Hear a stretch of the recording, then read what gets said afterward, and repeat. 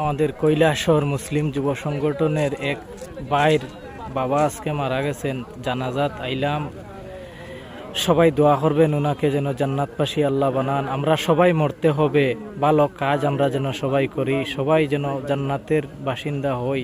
সবার জন্য সবাই দোয়া করবেন আর সবাই ভালো কাজ করবেন।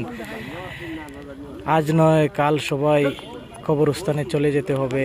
আমার ভাইদেরকে ধৈর্য এবং সবর করার তৌফিক দেন, সবাই দোয়া করবেন।